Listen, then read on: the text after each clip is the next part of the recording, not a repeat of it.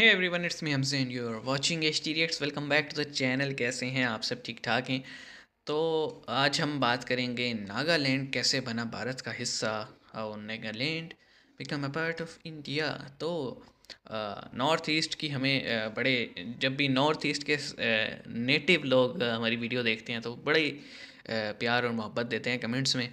तो और हमें मज़ीद कहते हैं कि हम मज़ीद उनके एरिया पे रिएक्ट करें। तो हमारी बस उनसे एक छोटी सी रिक्वेस्ट है कि आपको जो वीडियो पसंद हो अपने एरिया से रिलेटेड, चाहे वो कोई वीलॉग हो, चाहे कोई रील्स हो, चाहे वो टूरिज़्म से रिलेटेड हो, हिस्ट्री से रिलेटेड हो, आप हमें उसका लिंक डीएम कर दिया करें। हमारे लिए आसानी हो जाएगी कि आपको अपने एरिया के किस टाइप के कंटेंट में इंटरेस्ट है।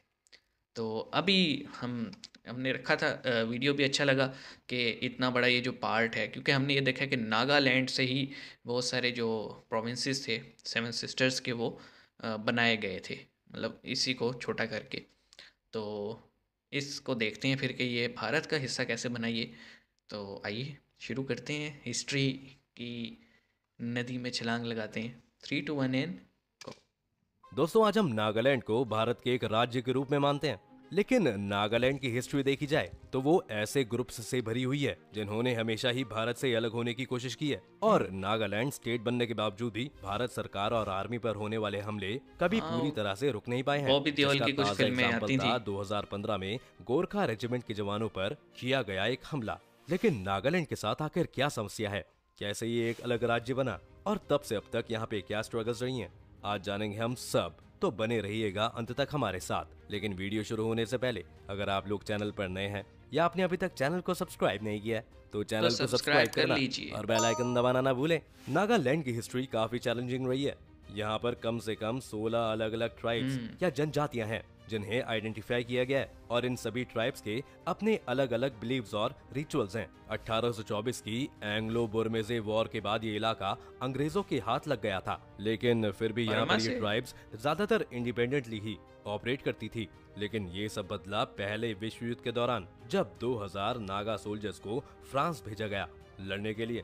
यहाँ से वापस आकर जंगें सोल्जर्स भी ने खुद रियलाइज लड़ते थे, किया उसके लिए कि भी वो यहीं से बाकी फौजी भारत लेके से गए। काफी अलग है, और इसलिए 1918 में नागा क्लब की शुरुआत हुई। 1929 में जब साइमन कमीशन भारत आई तो नागा क्लब ने उन्हें कहा कि उनके इलाके को भारत का हिस्सा न माना जाए और उन्हें डायरेक्टली ब्रिटिश कंट्रोल के अंडर ही रखा जाए, क्योंकि पोर्क और बीफ दोनों खाने के कारण ना ही उन्हें हिंदू पसंद करते हैं और ना ही मुसलमान। 1935 में जब गवर्नमेंट ऑफ इंडिया एक्ट बना, जिसने भारत में इलेक्शन हुए थे, इलेक्शंस के पैंतीस रास्ते भी खोले, छत्तीस के तब भी इंतखाबात। नागालैंड के इलाके को एक्सक्लूड एरियाज की श्रेणी में रखा गया था। और भारत की आजादी के समय नागा क्लब ने अपनी एक पॉलिटिकल ऑर्गेनाइजेशन भी बना ली, जिसे नागा नेशनल काउंसिल या एनएनसी। एनएनसी के नाम से जाना जाने लगा। एनएनसी की ये डिमांड थी कि उन्हें एक अलग देश घोषित कर दिया जाए।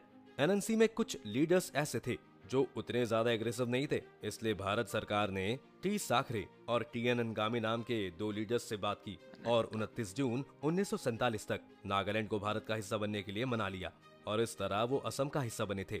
लेकिन इस एक एग्रीमेंट से एनएनसी के एक दूसरे लीडर को प्रॉब्लम थी, जिनका नाम था अंगामी जापू फीजो। फीजो ने ये दावा किया था कि वो आजादी से पहले महात्मा गांधी से भी मिले थे, और महात्मा गांधी ने उन्हें वादा किया था कि अगर नागा लोग भारत का हिस्सा नहीं बनना चाहते हैं तो कोई उन्हें फोर्स नहीं करेगा। लेकिन इस दावे की कभी पुष्टि ही नहीं की जा सकी। फीजो ने नेहरू सरकार का विरोध किया और 14 अगस्त 1947 को नागालैंड के इस इलाके को एक अलग देश घोषित करके इंडिपेंडेंट डिक्लेयर कर दिया। इसके साथ साथ उन्होंने अगले दिन भारत के इंडिपेंडेंस डे सेलिब्रेशन में भी हिस्सा नहीं लिया।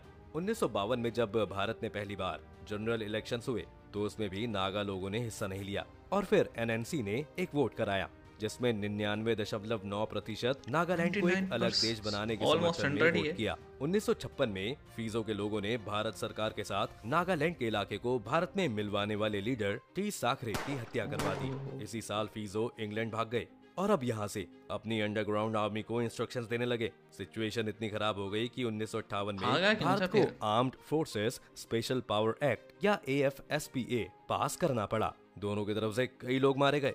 1956 से 1958 के बीच ही कम से कम 1400 नागास को मारा 1400। गया। और इसलिए वॉयलेंस से तंग आकर सभी नागा ट्राइब्स ने मिलकर फिर एक नागा पीपल्स कन्वेंशन या एनपीसी नाम का एक नया संगठन खड़ा किया। एनपीसी ने भारत सरकार के साथ बातचीत करनी शुरू की और ये डिसाइड हुआ कि नागा हिल्स के एरिया को एक अलग राज्य बना दिया जाएगा। एनपीसी ने तो नागालैंड को एक अलग राज्य बनवा लिया था, लेकिन एनएनसी के लोग अब भी वो अलग देश के अलग लिए लड़ रहे देश के थे। लिए होंगे। इस समय चीन में जाकर कई एनएनसी मेंबर्स ने ट्रेनिंग और चाइना हथियार ने लिए स्पॉन्सर और ये किया। टेंशन बढ़ने लगी। चाइना लेकिन हरामी नागालैंड मानुस। में अलग अलग ट्राइब्स हैं। ये सभी ट्राइब्स आपस में साथ में रहना भी पसंद करती हैं, जिस वजह से इनके बीच में भी टेंशन बढ़ रहे थे और ये लोग यूनाइटेड नहीं थे। इसी का फायदा इंदिरा गांधी ने उठाया और इस पूरे मुद्दे को खत्म करने के लिए उन्होंने नागालैंड के कई की लीडर से बात करनी शुरू की और 11 नवंबर 1975 को शिलोंग एकॉर्ड्स पर एनएनसी के अंडरग्राउंड लीडर्स और भारत सरकार के हस्ताक्षर हुए, जिसने ये एश्योर किया कि ये लोग भारत के संविधान को माने और नागालैंड की आजादी की मांग को छोड़ दें। लेकिन अभी भी कुछ नागा लीडर्स इसके पक्ष में नहीं थे और चीन भी उन्हें सपोर्ट कर रहा था। इसलिए उन्होंने म्यांमार में जाकर एक नया ग्रुप बनाया, national socialist council of Nagaland यानी NSCN। ये ग्रुप 1980 में बना था और इसकी डिमांड सिर्फ नागालैंड के हिस्से को अलग देश बनाने की नहीं थी, बल्कि ये चाहते थे कि भारत में जहाँ जहाँ नागा लोग रहते हैं उन सभी को जोड़कर नया देश बनाया जाए। जिसे उन्होंने द ग्रेट नागालिम नाम दिया। ग्रेट नागालिम में नागालैंड के अलावा असम, मणिपुर और अरुणाचल प्रदेश के भी कुछ हिस्से शामिल थे। इसके बाद हिंसा का एक और दौर नागालैंड और उसके आसपास के इलाकों में चला, लेकिन NSCN के साथ भी वही हुआ जो बाकी नागा ग्रुप्स के साथ हुआ था। इनके बीच में भी ट्राइबल डिफरेंसेस के कारण संगठन में लड़ाइयाँ होने लगी और 1998 में ये ग्रुप NSCN ये भी 20 साल बाद और NSCN दो डिवाइड हो गए नाम के दो संगठनों में बट गया और 1993 में NSCN IM के लोगों ने मणिपुर में 115 कुकी समुदाय के लोगों की हत्या कर दी। इसी दौरान कई NSCN लीडर्स देश छोड़कर थाईलैंड और दुनिया के बाकी देशों में भाग गए थे। लेकिन इस सब के बावजूद भी भारत सरकार इन लोगों से एक पीसफुल नेगोशिएशन के लिए बात कर रही है। इसलिए 1995 में PV नरसिम्हा राव, 1997 में देवे गौड़ा और 1998 में अटल बिहारी वाजपेयी, तीन सक्सेसिव प्राइम मिनिस्टर्स ने इनके लीडर्स से पेरिस और जूरिच में मीटिंग्स की।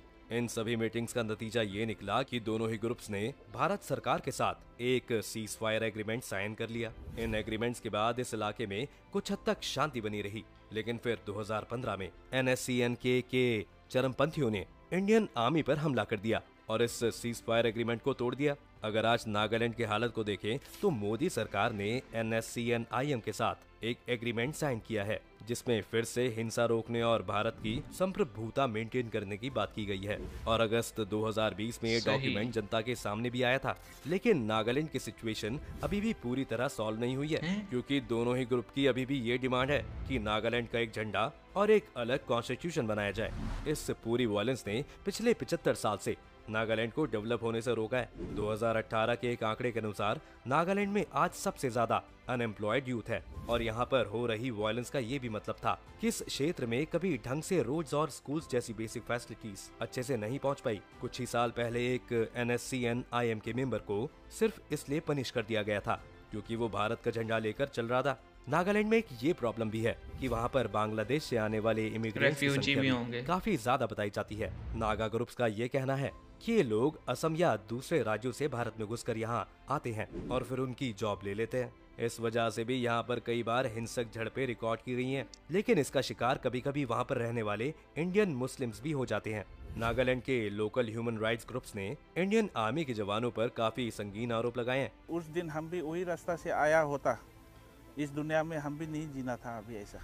उनके मुताबिक यहाँ पर आर्मी द्वारा कई लोगों को टॉर्चर किया गया है और महिलाओं का रेप तक भी हुआ है।